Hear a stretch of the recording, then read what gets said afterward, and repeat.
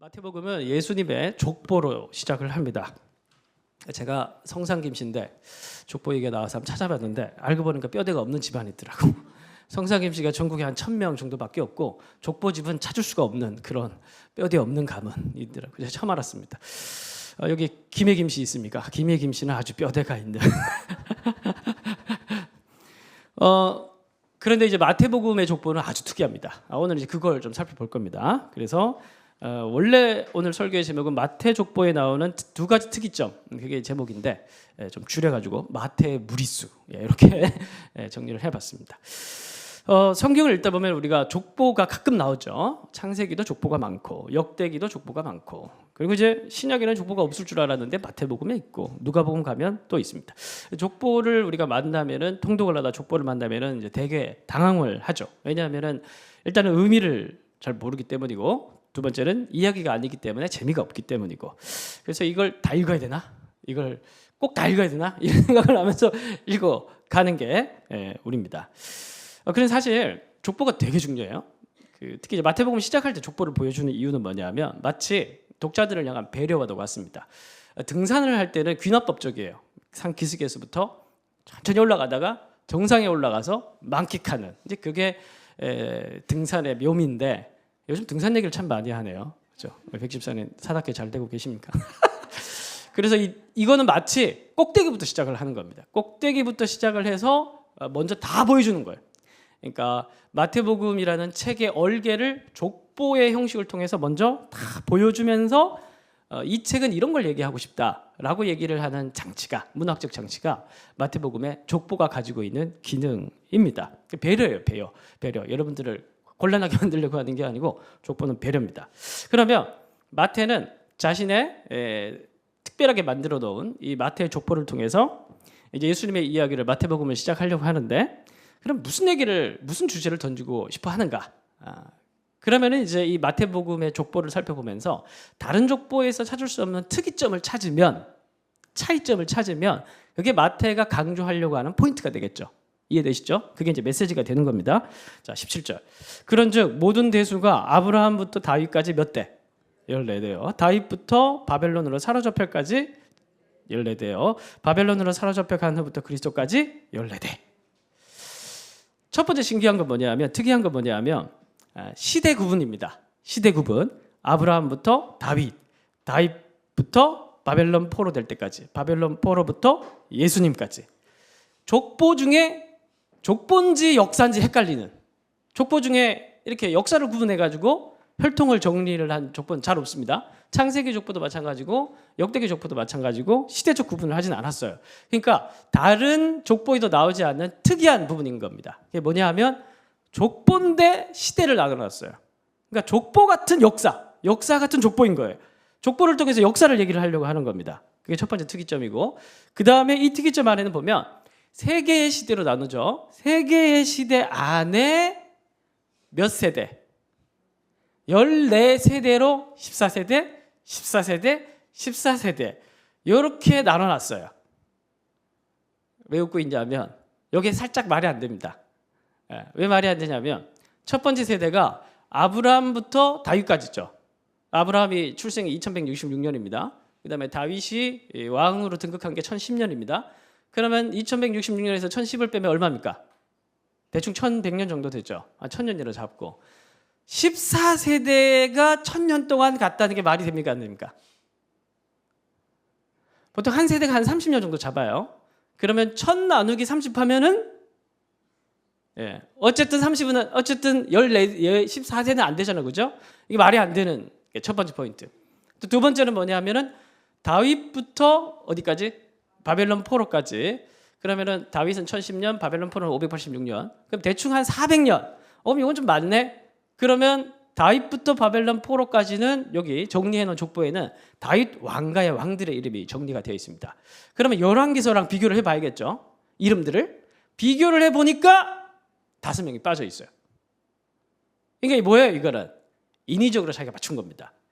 그다음 세 번째, 바벨론 포로부터 예수님이 올 때까지 또 14대라고 하는데 이건 한 600년 정도 돼요. 586년부터 해서 예수님이 BC 한 4년, 6년 학자들이 그렇게 잡으니까, 그럼 한 600년 정도 되는데 이것도 14세대가 있을 수가 없는 거예요. 그러니까 무슨 말이냐면 마태는 지금 우리가 보통 생각을 하는 사실, 팩트, 진실이라고 얘기를 할 때 현대인들은 실증주의적 관점에서 뭔가 정확한 객관적 사실을 얘기를 했을 때 그게 진리라고 받아들입니다. 19세기 이후부터 현대인들은, 그 전에 고대 사람들은 그런 걸 진실로 받아들이진 않았습니다. 그것을 진리로 받아들이진 않았어요. 그러니까 굉장히 의미 추구를 통해서 진리를 받아들였던 시대가 고대 시대입니다. 그러니까 객관적으로 정리하는 데 관심이 없어요. 그러니까 더하기 빼기를 통해서 맞춘 겁니다. 그래서 14, 14, 14를 일부러 맞춘 거예요. 그러면 이 족보에서 그 마태가 출신이 어디 출신인지 아시죠? 직업이 세리죠. 세리는 이거 만지는 사람이죠. 이거 만지는 사람은 숫자에 빨라야 되거든요.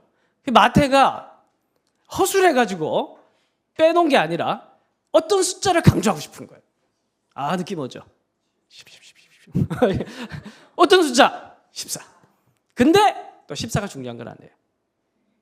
14를 반으로 나누면 7. 14, 14, 14. 77, 77, 77. 세대 시대가 지나가고 네 번째 시대가 시작되는데 그 시대의 시작이 예수님. 이해되시죠? 그러니까 6의 시대, 7이 6번. 7은 완전수입니다. 성경 안에서 7은 하나님의 완전한 일을 가리키는 완전수입니다. 그 완전한 하나님의 역사가 언제? 계속 인간들 노력해 왔어요. 7, 7, 7, 7, 7, 7, 7, 7, 7, 7, 7, 7, 6번. 막 열심히 노력하고 뭔가 아브라함 시대를 지나고 다윗이라는 언덕을 지나서 바벨론 포로라는 깊은 골짜기로 들어가서 뭔가 나름대로 열심히 살아가고 인류의 역사가 나름대로 진보해 가고 있는 것 같지만 뭐가 오기 전까지는 완성이 아닌 거예요. 그렇죠. 예수님이 와야 7의 7시대가 도래하는 거예요. 그제서야 완전한 시대. 그 모든 인간의 인류 역사의 고달픈 인상을 정리하고 완전한 하나님의 일이, 하나님의 계시, 하나님의 역사가 표면적으로 완전하게 드러나서 완성이 되는 게 바로 뭐냐 하면은 7의 7시대인 예수님의 시대가 도래해야 이게 다 끝나는 것이다. 그래서 마지막 7번째 시대 때 예수님이 시대를 여는 분으로 오셨다. 이 얘기를 14, 14, 14 예수님이 맞춘 거예요. 신기하죠? 원래 아셨던 것처럼 또 그런 표정 짓지 마십시오. 자, 그래서 1장 1절 보세요. 1장 1절 보시면 아브라함과 다윗의 자손 예수 그리스도의 뭐요?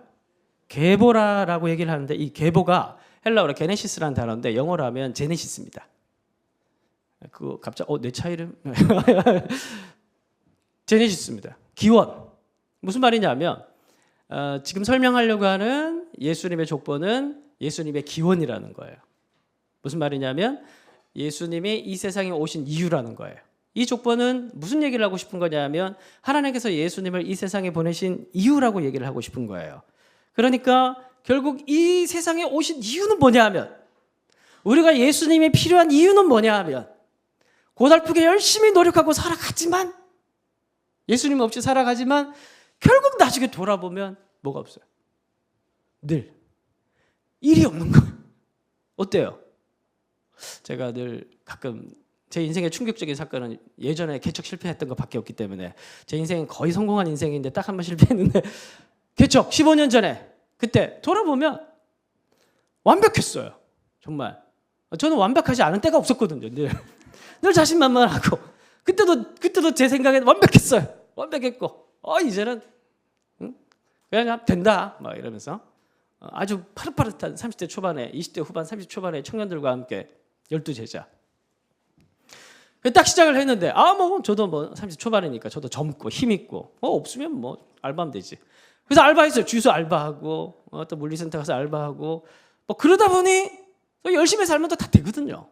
재정적인 고민도 좀 했지만 몇 달 고생했지 나중에 이랜드에서 또 사목으로 또 채용이 돼가지고 돈 문제도 다 해결이 되고 이랜드에서 장소도 주더라고요. 장소 문제도 해결되고 젊고 같이 할 사람이 있고 나 똑똑하고 죄송합니다. 근데 혼자 이렇게 생각했 그렇게 힘을 주면서 몸에 잔뜩 힘을 주면서 했는데 할수록 안 되는 거예요. 할수록 안 되는 거야. 문제는 없는데 표면적으로 객관적으로 문제가 없어요. 문제가 없는데 문제가 있는 거예요. 이런 경험 있어 없어요? 완벽한데 일이 없는 거예요. 다 준비됐는데 준비가 안 된 거예요. 내 계산은 다 맞는데 뭔가 안 되는 거예요. 뭐가 안 됐을까요? 하나님이 때가 도래하지 않은 거예요. 이게 인생의 신비입니다. 다 준비됐는데 안 된 데가 있어요. 그럼 뭐냐 하면 때가 도래하지 않은 거예요. 1, 2, 3, 4, 5, 6 여섯 번째 시대까지 다 됐는데 하나님께서 보내신 예수님의 때가 되지 않으면 이게 성취가 안 되는 거예요. 그게 동그라미. 완전한 무슨 몸불교도 아닌데 완전한 지금은 저는 몸에 전혀 힘이 들어가 있지 않습니다. 늘 주님께 하나님께 얘기하면 하나님 하시는 거니까 뭐 하다 안 되면 저는 때려치울 거니 알아서 하시는 거예요. 이러면서 하나님도 아시는 거니까 오히려 지금 몸에 힘이 다 빠져 있어요. 오늘 또 허리가 아파가지고 이제 그 15년 전에 청춘은 사라지고 없고 이제는 늘 저희 이제 사무실 들어가면 저희 이렇게 의자가 있고 늘 뒤에 안마기가 있습니다. 그냥 늘 붙어 있어야 돼. 하도 눌러가지고 고장나서 지금 바꾼 거예요. 지금 3개월 만에 고장나서 제 힘도 없고 옛날같이 머리도 안 돌아가고 때가 있는 거예요. 때가 인류의 역사도 막 부지런히 열심히 살아가고 그래서 중세 천년의 시대가 지나가고 그다음에 산업혁명이 일어나면서 그다음에 종교 뭐 그런 것도 일어나고 막 여러 가지 막 인류가 막 역사가 진보해 온 것처럼 보이지만 지금 뭐 AI 시대라고 얘기하고 뭐 로봇이 이제 자율주행의 시대 뭐 여러 가지 막 지금 막 얘기를 하고 있지만은 사실 완벽해 보이지만 그 안에서 예수님이 없으면 사실 아무것도 아닌 그 이야기를 하고 싶은 게 마태복음의 이야기고 이 족보의 이야기라는 겁니다. 어제 저희 집안에 어떤 친구가 2등을 하고 왔어요. 큰 대회 나가서 2등을 하고 왔는데 그러더라고요. 한 끗 차이로 2등이 됐다. 자기 얘기겠지만 한 끗 차이로. 근데 이게 메시지라고 봅니다. 인생은 늘 한 끗 차이. 늘 완벽해 보이지만 이게 없으면 안 되는, 완성이 되지 않는. 그게 뭐냐면 예수라는 거예요. 믿으십니까 우리 딸? 이게 없으면 아무리 노력하지만 완벽해 보이지만 이거 하면 행복하겠지라고 얘기하지만 이거 없으면 사실 성공할 수가 없어요. 완성이 이루어질 수가 없어요. 우리의 인생도 우리의 자녀 교육도 우리의 사업도 우리의 학업도 우리가 도전하는 모든 것도 우리가 추구하는 사랑도 모든 것 다 마찬가지입니다. 거기에서 예수가 없으면 다 6이에요. 6. 절대 완성할 수 없는 숫자 6입니다. 6은 많이 노력하고 완벽해 보이는 인간의 숫자예요. 그런데 1이 더해지지 않으면 절대 완성할 수 없습니다.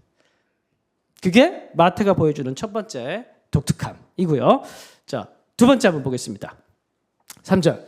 유다는 누구에게서? 다말에게서라고 얘기를 하는데 이게 족보인데 유대 이스라엘 역사의 족보를 좀 정리를 하는 건데 원래 그 당시 유대인들의 족보에서 두 가지가 들어가면 안 됩니다. 첫 번째가 뭐냐 하면 여성. 두 번째가 뭐냐 하면 이방인.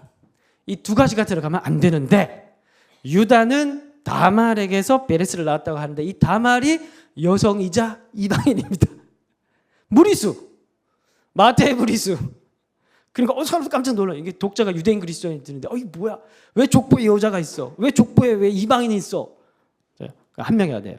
유다는 다말에게서 베레스와 세레를 낳고 베레스는 헤스로를 낳고 헤스로는 람을 낳고 람은 아미나를 낳고 아미나는 나손을 낳고 나손은 살모를 낳고 살모는 누구? 라합은 누구예요? 여리고의 기생 라합. 가나안 여인. 그죠? 보아스를 낳고 보아스는 또 누구? 모압 여인 룻. 오벳을 낳고 오벳은 이세를 낳고 이세는 다윗 왕을 낳으니라. 다윗 왕은 아니겠지. 다윗 왕은 이스라엘 역사에서 최고의 번성기와 그리고 메시아의 모형이 되는 가장 중요한 사람. 근데 이 다윗의 와이프가 누굽니까? 우리아의 아내. 그냥 이름을 얘기하지 않고 왜 우리아라고 얘기를 할까요? 우리아가 누구? 햇사람, 히타이트 사람. 이 사람도 이방인입니다. 이방인 여인 밧세바에게서 누구를 낳아요? 이스라엘의 최고의 다윗 때보다 더 번성기 황금의 시대. 솔로몬의 어머니가 이방인. 다윗의 와이프가 이방인. 뭐 하는 거예요 지금? 지금 뭐 하는 겁니까? 강조. 그러니까 예수님께서 왜 이것은 아브라함과 다윗의 자손 예수 그리스도의 계보라. 예수의 기원이라. 예수께서 오신 이유다. 하나님께서 세상에 예수님을 보내신 이유다. 첫 번째는 뭐라 그랬어요? 완성하기 위해서. 이스라엘의 모든 구속 역사를 완성하기 위해서. 각 개인으로 적용하면 우리의 인생을 완성하기 위해서. 하나가 빠져 있는데 예수로 채워서 그 영혼의 완성을 위해서 예수를 보냈다. 첫 번째 메시지. 두 번째 메시지는 뭐라고요? 이방인. 이 왕가를 완성하는데 예수님을 오시게 하는데 하나님께서 인류 역사에서 특별히 이스라엘 역사를 통해서 완성해 오셨는데 그 중에서 특별히 이방인 여성들을 하나님께서 참여시켜서 다윗 왕가의 메시아의 족보를 완성하는 데 사용하셨다는 것을 마태가 강조하고 있는 거예요. 뭘 얘기하는 걸까? 뭘 얘기하는 걸까? 여러분, 제가 어렸을 때 겪었던 큰 상처가 있습니다. 들으면은 별거 아니네. 그렇게 생각하시는데 어린 마음엔 늘 큰 상처입니다. 어린이 여름 성경학교였는데 시골 교회 목회자 가정에서 자라다 보니까 자랐는데 한 번씩 그 대구에 서문교회라고 있습니다. 큰 교회인데 서문교회에서 한 번씩 와서 여름에 와서 어린이 여름 성경학교를 해줬어요. 지금 또 여름 성교처럼. 그래서 막 와서 이제 뭐 선물도 풀고 막 그렇게 하실 거 아닙니까? 근데 제가 너무너무 먹고 싶었던 게 있었어요. 그 선물들 중에. 여러분 껌이라면 뭡니까? 어떻게 알았어요? 좋은 사람 만나면 나눠주고 싶은 껌은 뭡니까? 롯데껌. 아 모르시는구나 이시엠송. 아유 다들 젊으셔가지고 껌이라면 역시 화음을 넣으셨어요. 자, 롯데껌인데 이 롯데껌 주시 후레쉬 그 노란색. 아 이게 너무 먹고 싶었거든요. 쫙 보여주면서 낱개가 아니라 그때 어렸던 시절이니까 통째로 주겠다는 거예요. 통째 원래 낱개로 이렇게 퀴즈를 내다가 마지막 통째로 준다. 그리고 이제 질문을 하려고 하는데 이거는 반드시 잡아야 돼. 대기를 하고 있는데 자 질문을 냅니다. 예수님께서 누구를 위해 돌아가셨죠? 뭐 그거 뭐 목회자 아들로서 그게 당연할 질문 들어보지도 않았어요. 예수님이 누구를 위해서 돌아죠? 답은 뭡니까? 잘하셔야 돼요. 아니 롯데거 못 봤습니다. 잘하셔야 돼요. 한 끗 차이로 실패할 수 있습니다. 답은 저는 뭐라고 얘기를 하냐면 예수님이 누구 때문에 돌아가셨는데 온 세상의 죄를 짊어지고 돌아가셨습니다. 땡. 어린 마음에 밤에 관광 입을 덮어서 사내 자식이 또 이것 때문에 울었다고 할 수는 없고 입을 덮어서 형이 놀릴까 봐. 답은 뭐냐 하면은 그분이 주장하는 답은 뭐냐 하면은 나의 죄를 위해서. 제가 얘기를 했던 거 뭐냐면 온 세상의 죄를 위해서. 그 선생님이 틀렸어요. 1장 21절 봅시다.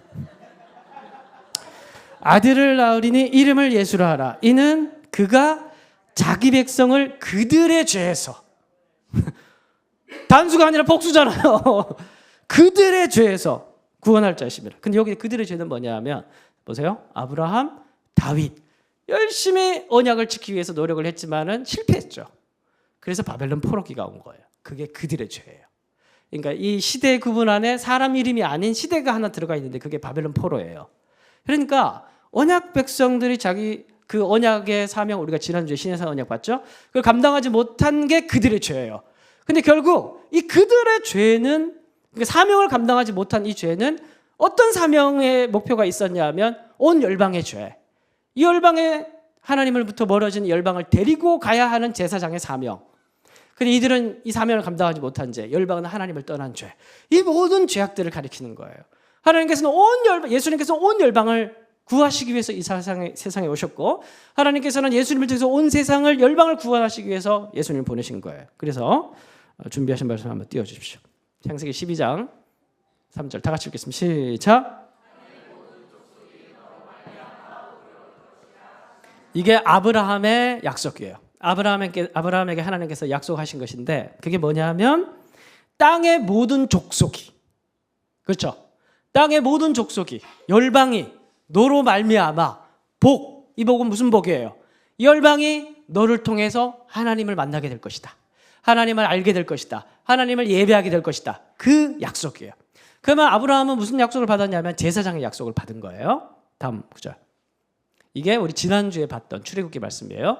시내산 아래에서 이스라엘 백성들이 하나님께서 이 언약을 맺는 그 장면 때 이 말씀을 하셨습니다. 세계가 다 내게 속하였네. 앞에 뭐라고 했어요? 땅의 모든 족속이 아브라함의 약속. 그 다음에 신해산 약속은 뭐예요? 아브라함의 자손들에게 하나님께서 약속을 하신 게 뭐예요? 세계가 다 내게 속하였나니. 하나님의 관심은 어디밖에 없어요?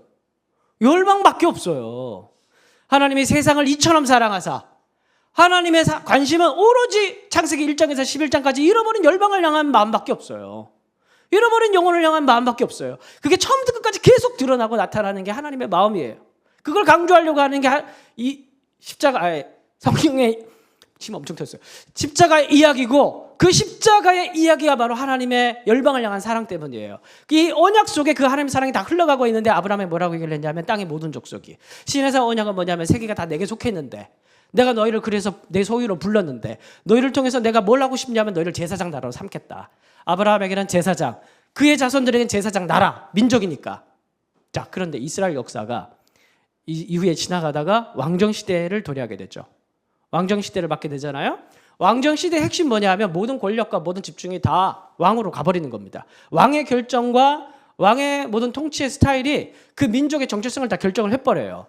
그래서 뭐 이스라엘 역사 가운데 므낫세 이런 왕이 한 55년 집권을 해버리면 예루살렘을 정결하기 위해서 패망시킬 수밖에, 망하게 할 수밖에 없는 거예요.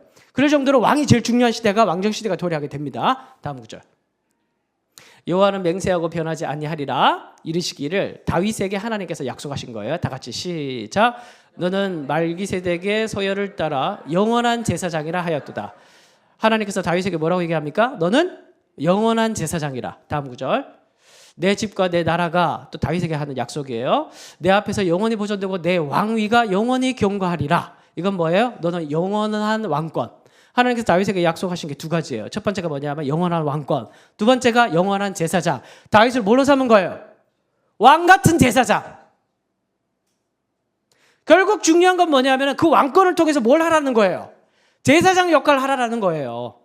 제사장 역할을 감당할 수 있는 왕이 되어서 이 민족을 열방의 복으로 하나님께 올려드리라는 그 약속을 하나님께서 다윗을 통해서 약속을 하신 거예요. 그리고 오늘 두 번째 시대를 보면 6절에서 11절까지가 다윗부터 해서 포르기까지의 시대인데 9절 보세요. 9절 보시면 우시아는 요담을 낳고 요담은 누구를 낳아요? 아하스, 최악의 왕. 그 다음 10절 보세요. 히스기야는 누구를 낳아요? 므낫세, 최악보다 더 최악의 왕. 그래서 이스라엘을 왕같은 제사장이 아니라 우상숭배자가 돼버립니다.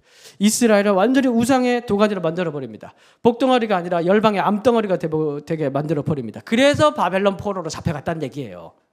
이 족보 이야기가 마디가 세대가 그냥 시대가 그냥 설정된 게 아니라 그래서 잡혀갔다라는 역사 이야기를 하고 싶은 거예요. 그래서 결국에는 이 모든 구속의 성취자로 누가 오셨다는 겁니까? 예수님께서 오셨는데 예수님께서 뭘로 오셨어요? 다윗의 자손이라고 하죠. 1장 1절에 아브라함과 다윗의 자손 예수라, 예수의 계보라, 다윗의 자손 왕권. 예수님께서는 왕 같은 뭐로 오신 거예요? 제사장으로 오셨다라는 것을 선포하는 거예요. 근데 예수님께서 왕 같은 제사장으로 왜 오셨어요?